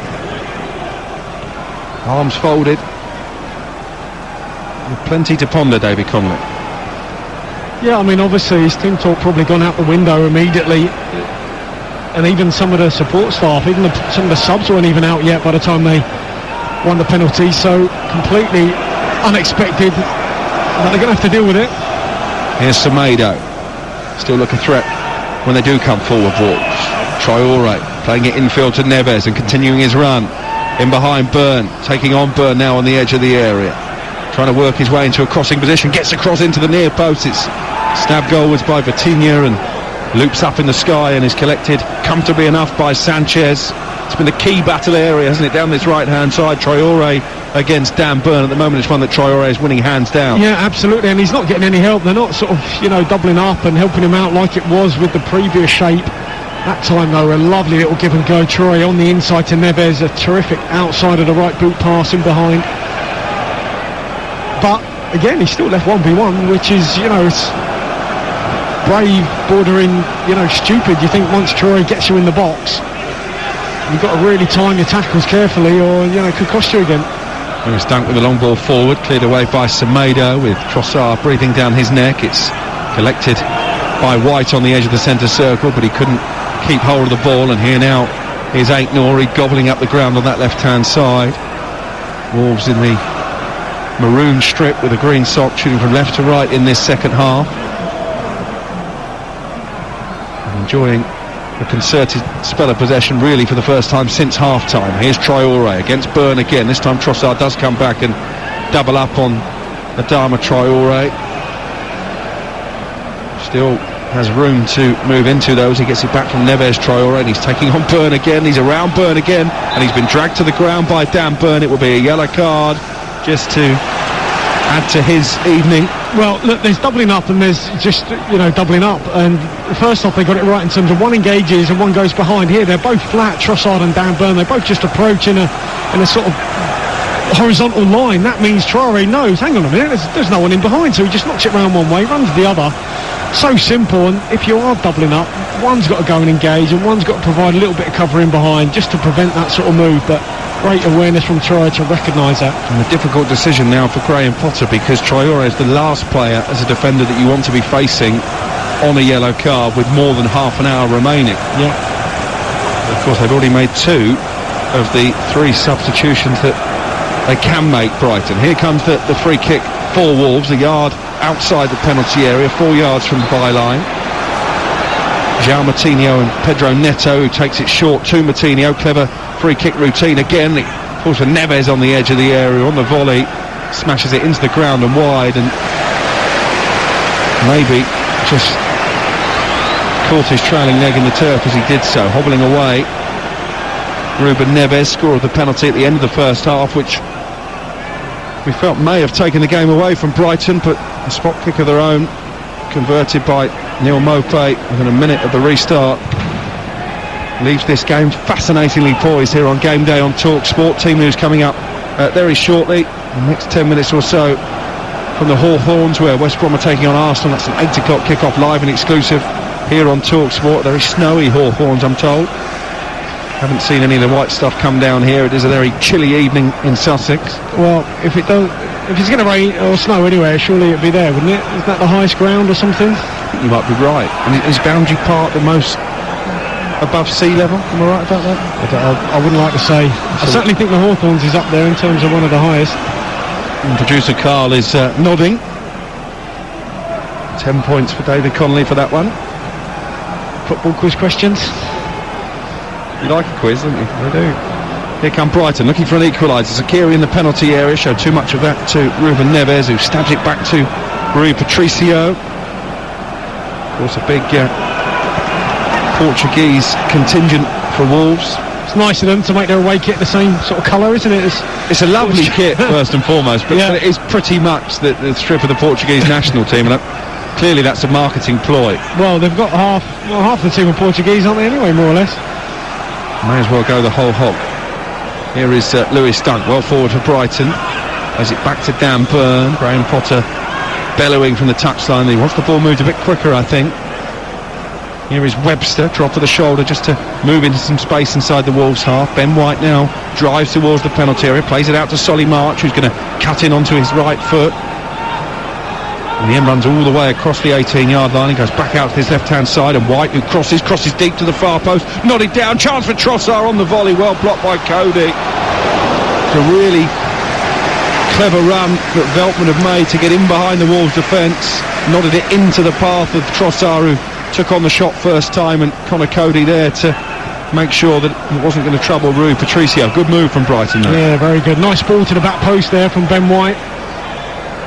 Very cultured footballer, Ben White. Here's Solly March, crossing from the left-hand side, blocked away by Nelson Semedo. It will be a throw-in for Brighton, almost level with the penalty area. 62 minutes play. Brighton 2, Wolves 3. You're listening to Game Day on TalkSport. The second of our 3 live and exclusive Premier League commentaries this afternoon into the evening. Fabio Silva trying to play it forward. He was fouled by White, and it's going to be a free kick for Wolves, and chance to alleviate the pressure that had been building on them. Well, just seen Adam Lallana there, where he got the nod to go out and warm up. I don't know, maybe they feel they need something just to unlock a door outside the edge of the box. A little bit of clever play. There's a big injury out tonight, Adam Lallana, but possibly he will feel that he's fit enough to come on for the final third of this game. It was unlucky, wasn't it? It was against Fulham where he had a goal ruled out, possible. Looked like a handball off Welbeck or something, but he finished it well. But yeah, it's been a stop-start sort of season for him here. They just haven't been able to get him out on the pitch regularly enough. The former Premier League and Champions League winner with Liverpool brought in as much for his character and experience in the dressing room, I think, as for his footballing abilities, because they did move on a couple of stalwarts themselves. We talked about Wolves and the players they lost, but Shane Duffy allowed to join Celtic on loan, and Glenn Murray being sent out on loan to Watford. 2 mainstays really for Brighton since their promotion from the Championship. Well, 2 huge personalities in the dressing room as well, you know. They'll be missed. Glenn Murray isn't getting too many minutes at Watford. You wonder if maybe they might end up recalling him in January. Wolves are going to make a change, by the way. Max Kilman, who's had an excellent season, a young defender recruited from non-league football, is about to come on. As Webster drives forward for Brighton. Zakiri was offside, so couldn't get on the end of it, and Wolves now, as the ball goes out of play for a goal kick, can make their change. And it's an interesting one because Vitinha is the player making way, so that suggests a change of formation for them, David. Maybe Saïs will move up into midfield. Yeah, possibly. He's had a very quiet game, Vitinha. He struggled to get into it, a bit like Silva as well. Through the middle of the pitch, they just found it hard to get the space. Really well marked, obviously Brighton with the 2 sitters in front of them, and then the centre-halves. It's like a box, and it's so difficult to find the little pockets for the central forwards, and certainly for Vitinha. You are listening to Brighton versus Wolves on TalkSport with Now TV. Don't forget you can watch Brighton versus Wolves live right now with an Now TV Sky Sports Pass for just £9.99. Search Now TV. So first change of the evening from Nuno Espirito Santo. He's faced 54 different teams since taking charge of Wolverhampton Wanderers. He's beaten 47 of them. In fact, Brighton are the only team that he's faced on 2 or more occasions and not managed to win against. Yeah, I mean, he did his badges in England, Nuno, and he did his pro licence a few years before I did mine, but I know people that were on it with him, and obviously it's great that he's done his badges here and working here, pretty much schooled over here. He's done a tremendous job, hasn't he? No question about that. Adam Lallana looks like he is ready to come on for Brighton, their final change of the evening. They trail by 3-2 with still 26 minutes remaining. Lewis Dunk is allowed to carry the ball forward into the Wolves half. He's found March on the left-hand side. Connor Cody stepping in and heading it out of play before it could reach Mope. And it will be a throw-in now for Brighton. And Lewis Dunk plays it back into the centre circle for Webster. I wonder if they might consider bringing Lallana on for Dan Burn and maybe changing the formation again, David. Is that a possibility? Well, I don't know. I think there might be one of the front areas they'll look at changing. But once he's ready, I think he would have gone on if he was ready. They just turned around, but he's still getting his stuff on. But he's coming down now. 66 minutes played. Confirm that the heat in my heated hand pads has now run out. Already? The feet ones are still going strong. So they're a better investment. Here's Traore for Wolves, bringing it down neatly and then escaping away from White, who pulled him down. It will be a free kick for Wolves. It's currently Brighton 2, Wolves 3. For the latest odds, head to Betfair, the official betting partner of TalkSport's Premier League coverage, where right now you can get Brighton at 15-1. The draw is 100-30. Wolves 5-2 on to win the game. That's all thanks to Betfair. More ways to bet, more ways to win. 18+, begambleaware.org. Adam Lallana just getting his final instructions from a member of Graham Potter's backroom staff. Just a bit of a lull in proceedings, arguably, David Connolly, for the first time all night. Yeah, I mean, it's been a really, really good game, end to end, and obviously a lot of goals, a lot of drama, and I think there might still be another goal or two in this. Here's Solly March for Brighton, trying to play it forward to Mope.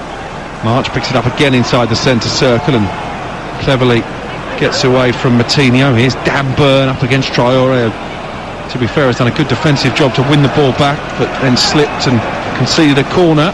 Well, he actually, I think Dan Burn could have put a cross in first time, knowing he's got Traore on his back. He took a touch, just invited Traore to recover and actually slipped over, and he's probably won a corner. That's probably the best he would have hoped for there, Dan Burn. It's a corner from the left-hand side. Again, Brighton have got 2 players who've come over to show an interest in it. Solly March and Leandro Trossard. Dan Burn amongst those to aim at inside the 6-yard box, looking for his first Brighton goal, and it comes towards the far post and off the crossbar by Webster.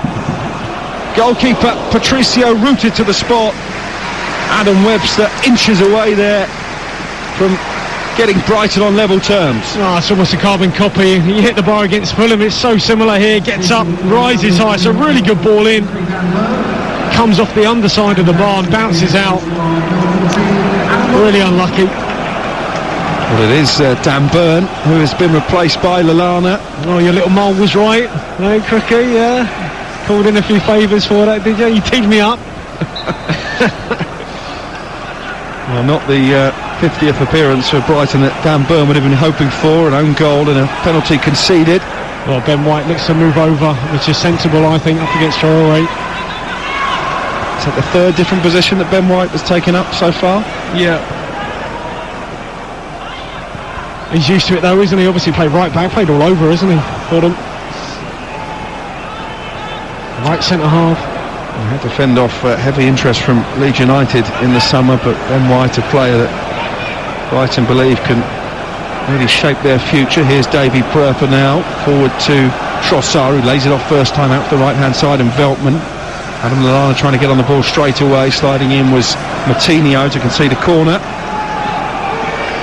It's been a good second half for Brighton. Yeah, as I said, Webster's hit the bar a couple of times now, Fulham now here, and they've got such good height. Obviously they put 2 on the ball, which drags another one out the danger area, and obviously if they do take it short, one's got to go out too, so really puts the likes of Cody and Sice under pressure here. And again, they've got 2 players standing over this corner. It's going to be played in from the right hand side. Trossard this time, outswinger, Lewis Dunk with a header, and Lewis Dunk with the equaliser. Brighton complete the comeback in this second half. The corner from the right hand side, on a plate for Lewis Dunk, his second goal in quick succession, having scored against West Ham at London Stadium.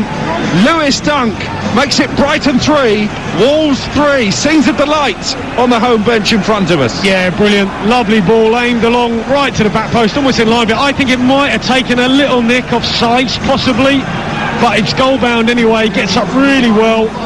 Maybe not, maybe it just went straight in, but it seemed to deceive the goalkeeper a little bit, but Dunk won't mind, and they've deserved that. And look, even at half-time, it probably wasn't a 3-1 game, was it? To be honest, I think Brighton have performed really well, like they have done in a lot of games, and as it is now, I think they're about where they should be, drawing. What a topsy-turvy afternoon at the Amex Stadium. Brighton taking the lead inside 13 minutes, 3-1 down at half-time. We've got 20 minutes to go, and it's 3-3. To throw in for Wolves over on the far side. Aït-Nouri will take it. Brighton have been good value in this second half, kept Wolves pegged back in their own final third. Here's Aït-Nouri though, trying to come up with something at the other end. He's running out of play for a throw, and let's cross to the Hawthorns and get the team news ahead of the 8 o'clock kick-off live and exclusive on TalkSport. It's West Brom against Arsenal, and here's Nigel Adderley. Yes, good evening, Alex. 2 changes apiece. Ivanovic and Pereira in for Peltier and Grant for West Brom. For Arsenal, Ceballos and Lacazette, who came on to score at Brighton on Tuesday, they come in for Martinelli and El Neni. But the bigger story here at the moment is the weather. The snow is coming down very, very heavily. Both managers are currently out in the centre of the pitch with the match officials, including the referee, Martin Atkinson. The ground staff are currently having to, at the moment, sweep the lines, but as soon as they finish, they have to start again because the snow is so heavy. The pitch at the moment is heavily carpeted in snow. We'll wait and see what happens closer to kick-off. Yeah, fascinating to see how that pans out. Thank you very much, Nigel. Wolves, meanwhile, here at the Amex have a corner, having seen their 2-goal half-time lead swept away by the soaring Seagulls. It comes in from the left-hand side, and it's straight into Robert Sanchez, I should say, and he plays it long upfield, looking to get Brighton on the attack, and then that's a foul by Trossard. He's put the ball into the net anyway, but the whistle have blown. A heavy challenge on Aït-Nouri, and it remains 3-3. I want to draw your attention, David, to a tweet from Giovanni Lo Celso, one of those Tottenham players accused of breaching COVID restrictions. He says, I want to apologise to everyone. I understand the great sacrifices people are making to keep themselves and loved ones safe, and the frustration you've expressed towards me is justified. I take responsibility for my actions. I also wish to express my gratitude to all those working so hard to keep us safe, and will do everything I can to set a better example in the future. Here's Traore. We'll get David's views on that in a moment, because Traore's made a powerful drive towards the Brighton penalty area, and he goes down under a challenge from Lewis Dunk. A hopeful shout from members of the Wolves bench for a penalty, but I think he did get the ball. So does the referee, and Lallana will run it clear now for Brighton. Out to Ben White on this left-hand side. Given away by Fabio Silva cheaply, and one back by Pröper in the centre circle. If there is going to be a winner here, David Conley, at the moment, you'd probably say Brighton look the more likely, wouldn't you? Yeah, I mean, look, it's end-to-end, but what they do have, Wolves, obviously, in Neto and Traore, got terrific players who can just conjure something out of nothing. We saw Neto do it against Chelsea late on. We just think Traore still full of running. He takes 3 or 4 players with him, and it could be anybody's game here. What did you make of those comments on social media from Giovanni Lo Celso? That was after Tottenham criticised the actions of 3 of their players, including Lo Celso, for breaching COVID guidelines and having a Christmas gathering. I know. I mean, I did have to sort of think back to, I was at Wigan, and we had obviously we had Train, we have Christmas, and I think Pascal Chimbomba, he's on his own, a bit like Reguilon, and Marino got him food or whatever, and Jason Roberts invited Pascal over for Christmas dinner. He sat in his favourite chair, ate his dinner, fell asleep, woke up and went home, and that was it. I mean, in those days, that was as exciting as it got. You prepared kind of properly, and in these times, it sort of beggars belief, to be honest. It really does. There've been too many examples now, haven't there, in the Premier League in particular. You're at a lot. I'm really at a loss. It's indefensible, really. Here's Saiss being put under pressure by Zakiri, plays it back to Rui Patricio, seen his goal breached on 3 occasions. The Portuguese international. If Brighton could turn 1 point into 3 in these final 15 minutes, it would be a real fillip to start a new year and just put some daylight between them and the relegation places. How aware do you think the players will be of their standing in the table? How much attention will they be paying to the table? Yeah. What is still quite an early stage, really. Yeah, of course, but obviously, look, it's nothing that Brighton, don't know about. Well, they finished in the bottom 6 for the last 3 seasons. So they know that.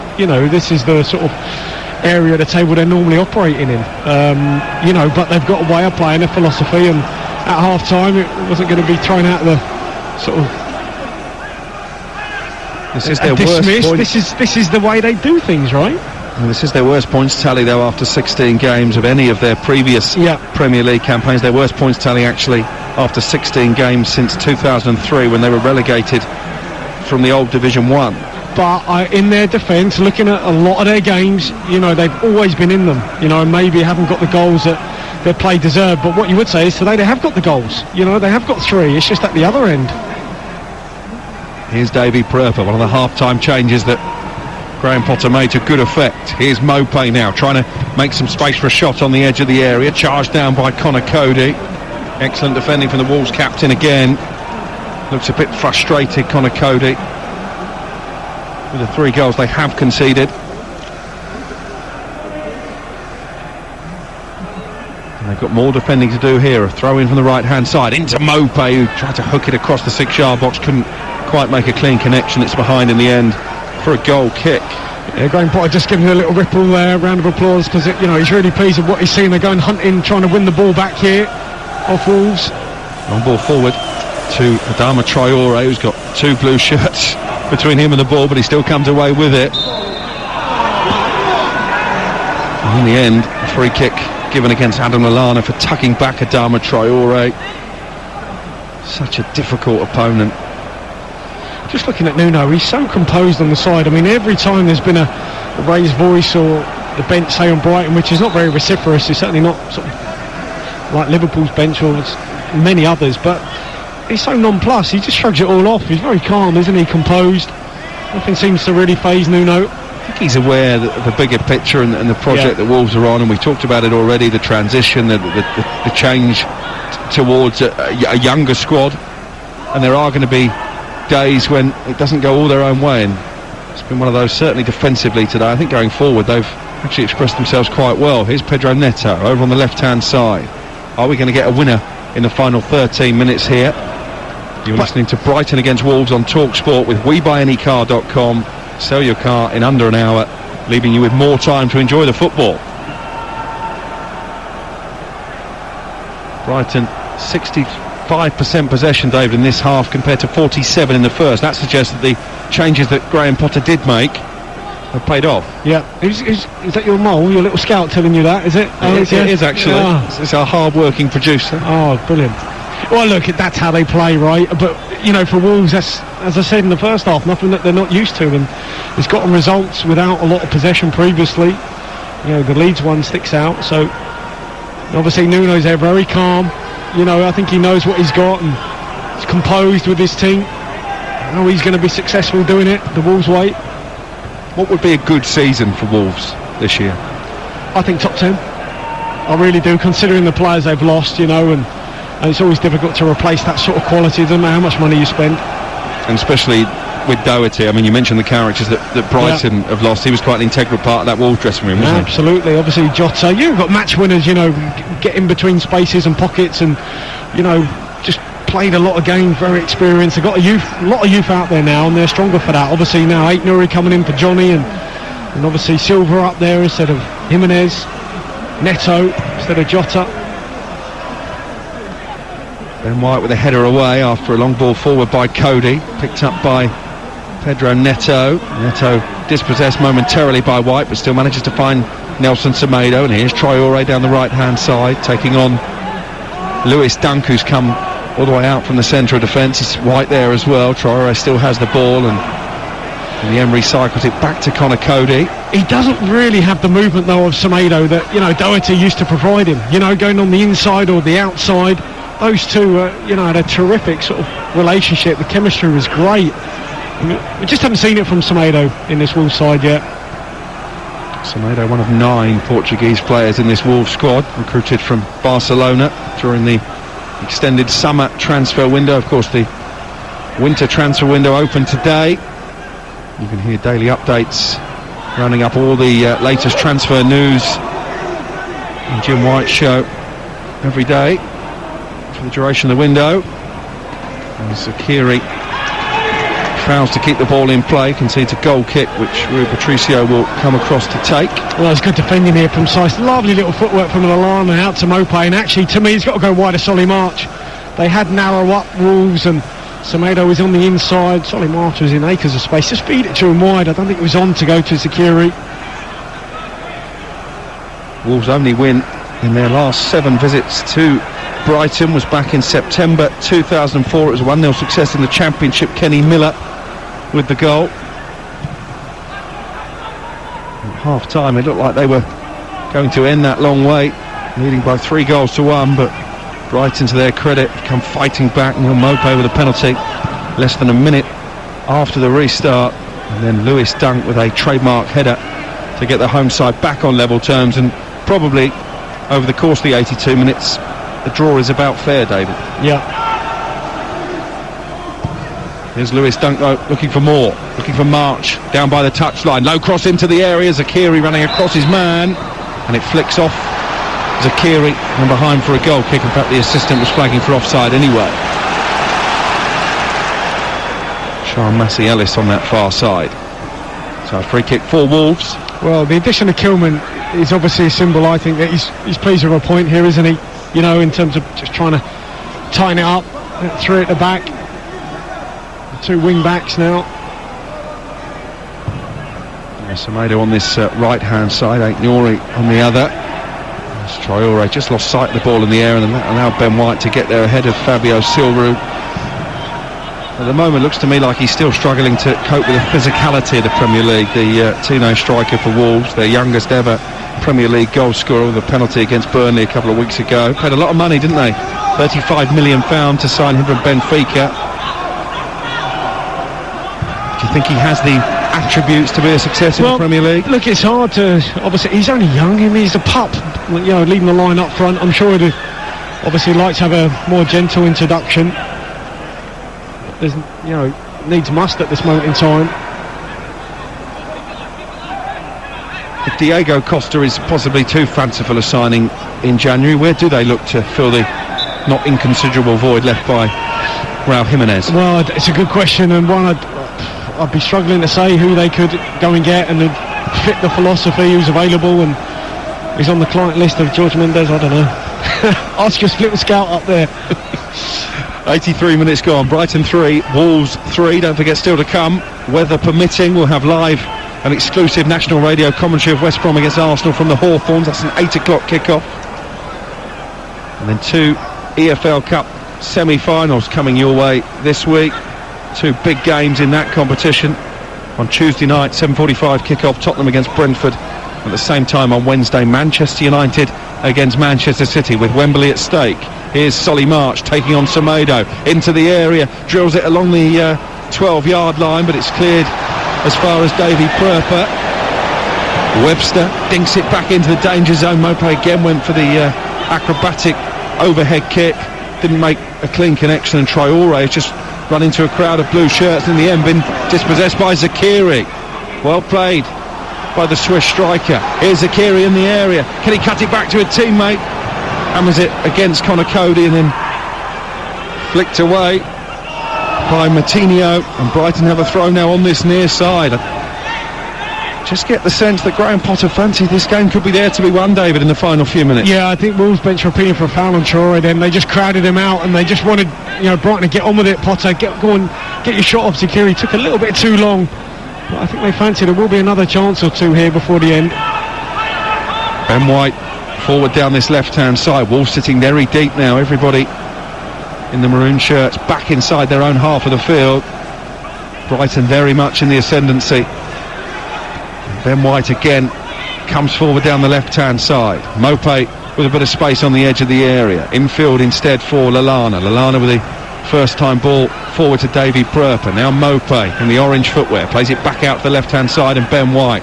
Graham Potter orchestrating every pass from his vantage point in the technical area. Mopé drills the ball towards the 18-yard box, but it's cleared by Wolves, and they could counter here. Unfortunate slip at the last moment from Pedro Neto, and Brighton have it back now with Dunk. And here is Trossard dropping deep into midfield. Needs a bit more movement ahead of him. Plays it out to the left, and Solly March.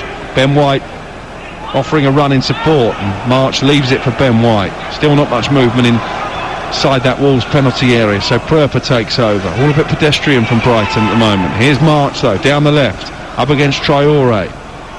Again rolls it back in field for the long-haired Pröper.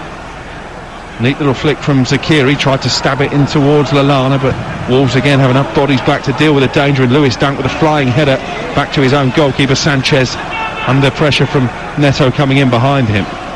Well, this is where they need their technicians, Brighton, the Trossards and Lallanas, to try and get on the ball in these little pockets, and Mopé and make something happen. Mopé took a shot on there, but it wasn't actually on. There are too many players in front of him. You just got to be clever, suck another Wolves player out, just work your way into the box. I mentioned the youthful nature of Wolves' bench. We're about to see the 19-year-old American Owen Otasowie coming on. He's played in 3 of the last 4 matches, and he's going to replace the 18-year-old Fabio Silva for the 4 minutes plus added time that remain here at the Amex. 3-3 the score. You're listening to Game Day on Talk Sport. Alex Crook and David Conley calling a really enjoyable game. Are we going to get a winner late in the day? Webster motoring over the halfway line, races away from João Matinho. Showed too much of it to Saiz, but he's got it back. Webster midway inside Wolves territory. So accomplished, Webster on the ball. He really is. He's terrific how he carries that into the other half, and I think he's had a really good season here, hasn't he? It's a great outlet, isn't it, just to carry the ball away from danger and pose an attacking threat as well. Sanchez in the orange shirt, the goalkeeper of Brighton, plays it into the feet of Pröper under pressure from Otasowie, so goes back to Lewis Dunk just on the edge of that penalty area, away to our right. The floodlights shining brightly here at the Amex Stadium, this very modern arena that looms almost like a crash-landed spaceship as you make your way up the motorway. It's a fantastic place to come and watch football. They've done a lot of things right, Brighton, off the pitch since Tony Bloom, a lifelong fan, took control of the club, playing Premier League football for the first time and looking to ensure they remain in that division beyond the end of the season. And with that objective in mind, a point against a decent Wolverhampton Wanderers team isn't the worst start to the year, David. No, it's not, but I guess if you're being critical, you'd probably look at the goals against and think that, there were, all of them had errors that were preventable, that players maybe could have done better with. And they've had to work hard for their goals. And they've had an awful lot of the ball and done some good stuff with it, but now they need players to be brave. Can someone just unlock a door, get it and take a risk, take a chance, and not play safe. This is the value of 3 points, this late in the game. Just really trying to go for it and someone being brave, willing to, as I say, take that chance. Psychologically as well, just to put daylight between them and the relegation places. Webster has been penalised for a foul on 8 Nori. There's a free kick for Wolves over on their left-hand side, midway inside their own half of the field. We've got a little over a minute plus added on time remaining. Wolves, remember, looking for their first ever top-flight win against Brighton. the 11th time of asking. They looked on course for that at half-time, leading by 3-1, but credit Brighton for the way they've come back into this match in the second half to get themselves back on level terms, and it's very much in the balance now, moving into stoppage time. 3-3 the score. Here's Pedro Neto, though, who gets in on the blind side of Webster and Veltman, but his touch was a poor one. It's going to be a goal kick for Brighton. Yeah, just popped up off his knee. This is where he's dangerous against Chelsea late on, making that little run in behind. Nice movement. His body sideways on, and it just came off his knee, just bounced up, popped up, and poor touch. The wind swirling now in the press box here at the Amex. Bits of paper flying through the air as Roman Saiz in the left back position clears it upfield for Wolves. Kept in play by Veltman and stabs it back towards the penalty area.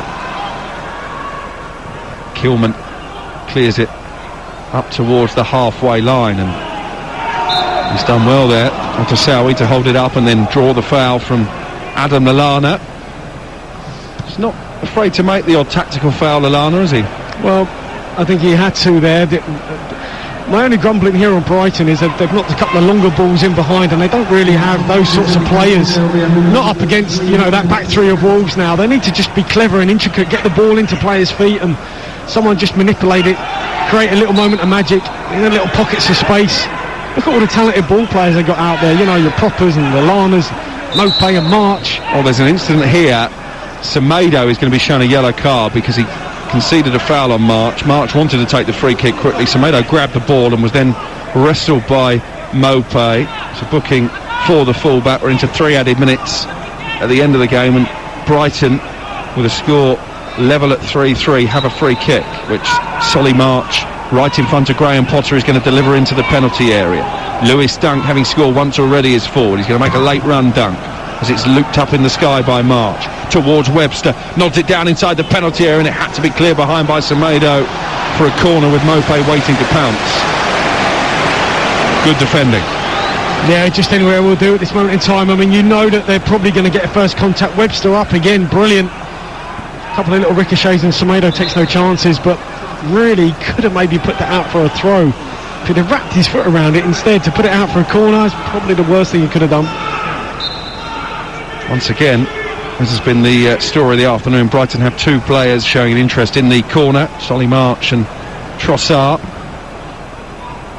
Once again, Lewis Dunk is going to make a late run from the edge of the area up against Traore.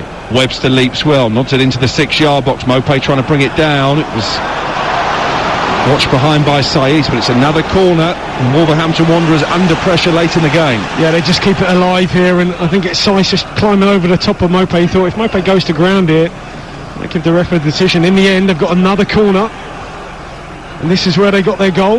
Dunk's goal, a little nick off Saiz, but well, we're in Marcus Rashford territory, aren't we? Wolves beaten in the 93rd minute at Old Trafford in their last game. It's the 93rd minute here at the Amex. Nuno Espirito Santo looking on anxiously from his vantage point in the technical area. Arms crossed as always, as Trossard takes the corner. Cleared at the near post by Aït-Nourian. Then he's just given it away inside his own area. Zakiri with a cross, cleared by Saiz. Webster pokes it goalwards, but it's high over the crossbar, and that may well be the last chance of the game, David Conley. Yeah, it could be. I mean, it's probably his one rare mistake here. Webster turns her chest and thinking, right, I'm going to take the volley on my left peg about 25 yards out. Sailed over the bar. But nonetheless, I think it's been another really good performance. There's been plenty of them from Brighton. It's been another one, even if they do get a point. Here's Traore, though. One last chance for Wolves to snatch it late on. Running at the tired Brighton defence. Gets to the byline, Traore. Crosses into the area, and it's headed over from 4 yards by Otasowie. That was the match on a plate for the young American, and he couldn't keep his header down. Right on full time.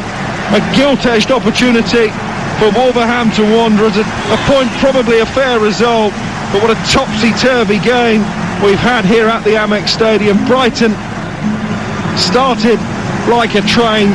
Aaron Connolly opening the scoring after only 13 minutes, his first home goal since scoring twice here against Tottenham last season. Roman Saiz with a header got Wolves back on level terms 6 minutes later. They were 3-1 up at half-time after an unfortunate Dan Burn own goal and a Neves penalty after Burn had hacked down Traore. but Brighton coming storming back in the second half. Neil Mopo from the penalty spot within 55 seconds of the restart, and then Lewis Dunk with a captain's goal, a header 20 minutes from time, and the man named Potter worked his magic in the second half. Brighton with a much needed point. It finished at the Amex. Brighton 3, Wolves 3.